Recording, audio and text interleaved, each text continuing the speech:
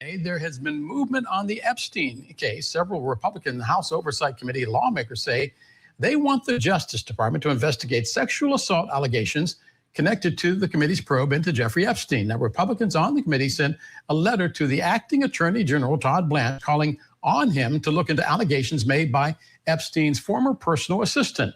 The committee, you may recall, interviewed Sarah Kellen last month, but just released the transcript from that interview today. Our senior national correspondent, Alex Miller, has followed this case from day one. And Alex, Sarah Kellen worked for Jeffrey Epstein as an assistant. But during her interview with the committee last month, she said she too is a survivor, but she also named names. What more can you tell us about what she said? Well, Del, I have been combing through this 149-page transcript of the interview that this assistant, Sarah Kellen, did, and the details in this are horrifying. They remind me of the details that we have heard from many other survivors. Kellen alleges she was abused not only by Jeffrey Epstein, but also by Ghislaine Maxwell. And for the first time, she named two other men. One man, Philip Levine, later became the mayor of Miami, as well as French hairstylist Frederick Fekkai. She said she met both of the men through either Jeffrey Epstein or Ghislaine Maxwell, and she goes into graphic detail about how she was abused by them. And then there was a third man who she said tried to abuse her, but she was able to get away from him. So obviously very upsetting details from them. This happened in the early 2000s. And again, this is the first time that we have heard these two men named in this scandal officially. Alex, what does she say about her abuse from Epstein himself?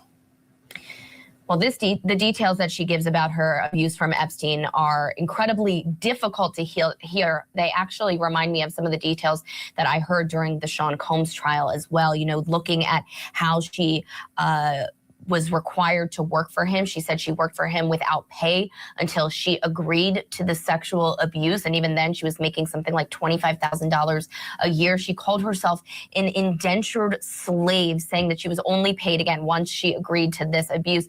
And she said, I was being paid in part to be raped. She said this abuse first began at his home in the Virgin Islands, which she calls isolation, not a vacation destination, but that it happened all over the country, including in his Palm Beach home. She depicts one instance where she says that he closed his hurricane shutters and turned on very loud music before he choked and raped her. And again, this was while she was working as his assistant. Some of this abuse happened while she was asleep. Some of this abuse happened, Del, she says, while he was serving his jail sentence. But what is interesting here is the federal government never contacted her. Look at this statement on the screen. She says that the federal government branded her a criminal in her own secret deal with her abuser without ever once speaking to me. From the day Jeffrey Epstein found me in July 2019, no one from the federal government, or any government for that matter, ever contacted me about anything, not once. Now, why this is interesting is because to some, she is a victim, but to others, she is a co-conspirator because she worked for Epstein and was familiar with his comings and goings. And there are a lot of questions about what she might have known. Now, if you remember, in 2008, Jeffrey Epstein made that apparent sweetheart deal that allowed for this non-prosecution agreement. It allowed for unnamed people to be covered by this. And according to her, she says she was not told by the DOJ that she was put into this non-prosecution agreement as a co-conspirator. She said she was not asked about it, and nobody from law enforcement ever told her that they were putting her in this category or asked her any questions about it.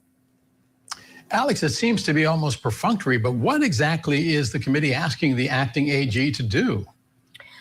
Well, they want him to look into this. Deputy Attorney General, now Acting Attorney General Todd Blanche, had previously said that there was nobody in the files to look into. Now we have these two men. So some of Republicans on this committee are asking that they investigate these two men in particular, but also investigate what we were just talking about, the fact that Sarah Kellen was never interviewed, that she was named as an unindicted co-conspirator. They say as part of its investigation into the alleged mismanagement of the federal government's handling of Epstein and Maxwell's matters, the committee seeks to understand why Ms. Kellen was not interviewed and otherwise contacted during that period. Now, they say in this letter that This could mean that there's immunity for some people as part of this investigation, but regardless, they want it investigated.